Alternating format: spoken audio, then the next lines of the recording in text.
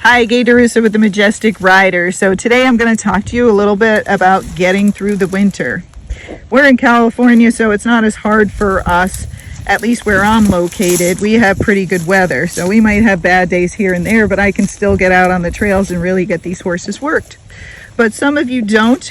You're in places that have lots of snow. You know, it's hard enough to get out there to feed your horses, trekking through that snow, mud, and rain.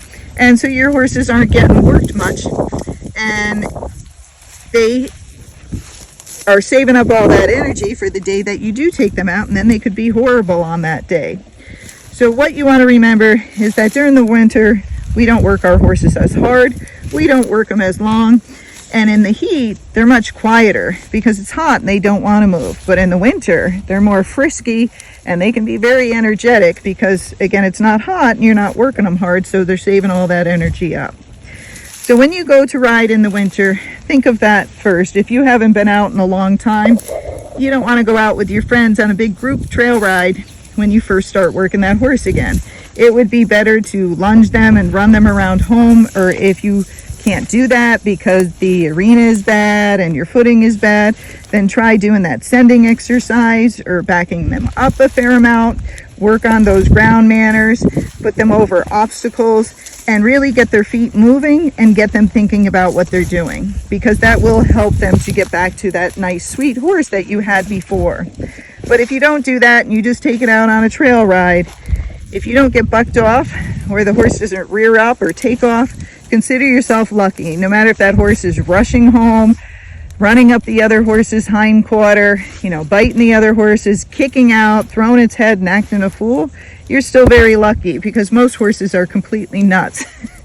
And you got to work through that part before you go out with your friends, because you don't want to ruin their trail ride and you don't want to ruin yours. So what do you do if you're like, I want to go on that trail ride, I don't have time to work them, and it's really muddy and disgusting here, but we're going to go ride somewhere it's supposed to be pretty good? What I recommend doing is get there an hour to 2 hours before your friends. If they have a nice parking lot or an area that you could lunge your horse, then go ahead and lunge it there. If you can't, then do that sending exercise. Maybe do it for 20 minutes, sending the horse past you, turning it, sending the horse past you and turning it over and over, and doing it all around the parking lot so the horse is getting used to the things around it as you're working its energy off. If you can't do that, then again, backing up is a really good exercise. It's good for the horse's hindquarters, it engages them, it works their stifles, but it also makes that horse think. And again, you have to teach the horse to back up well before you take it to a strange parking lot to try to do those things. Same with the sending exercise. That's not something you just wing out of your pocket, but you have to teach the horse first so you can do it in those situations.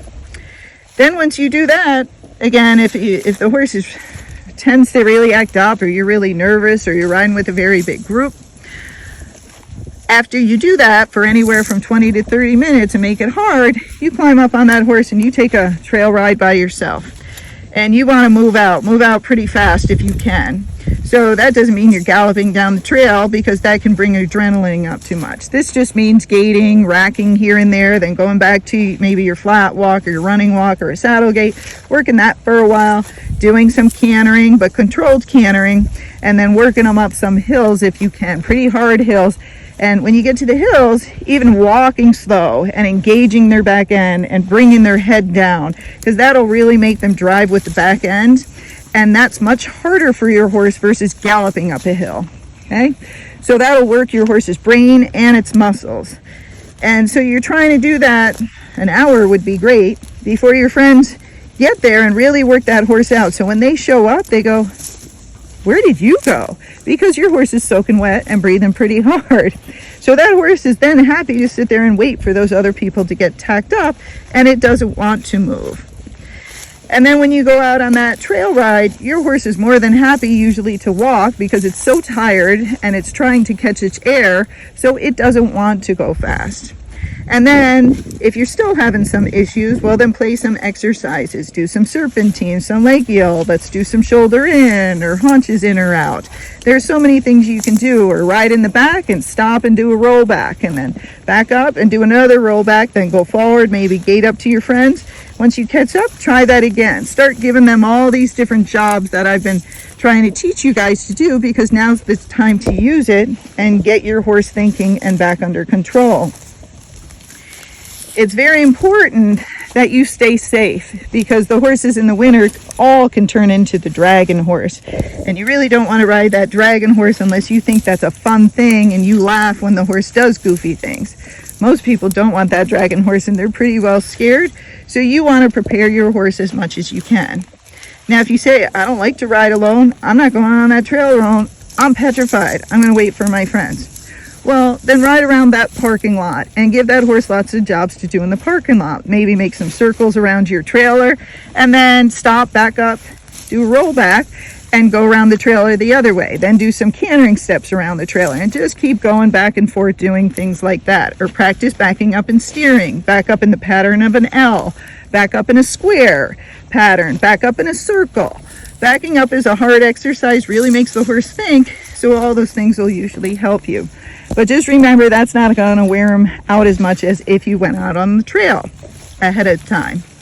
So again, you can ride around that parking lot, you can play games, make serpentines around the trailers, go chat with people for a little bit, and then put that horse's feet back to work.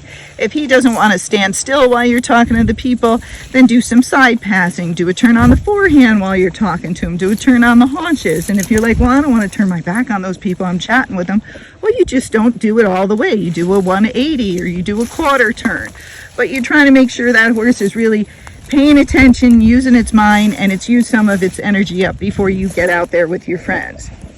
If you do that and you prepare that horse well, you'll probably have a pretty good trail ride. But if you just show up and you haven't prepared that horse hasn't been running around and using its brain and using its energy up, you might have a really bad horse that day, and it's not his fault, because preparation is key. And trainers know that, and that's why we prepare so much. But most normal people don't know that, and it's not your fault. This is how we learn. You have a bad trail ride, and you're like, what went wrong? Well, you want to analyze it. Don't ignore it. You want to analyze it, come up with a plan, and then proceed with that plan next time. If the horse is still bad, then the plan wasn't good enough, and you need to come up with a better plan, and then try that the next time. So again, if you go out and you do these things that I'm saying, and you're like, that horse was still bad, well, don't get there a couple hours ahead of time. Maybe get there 3 or 4 hours ahead of time. Take them on a 2-hour trail ride, not a 1-hour trail ride. Use your brain just like you want your horse to do. And you're going to have a better time and be safer when you first get out of that winter and you start your trail riding again. All right. Have a great ride out there.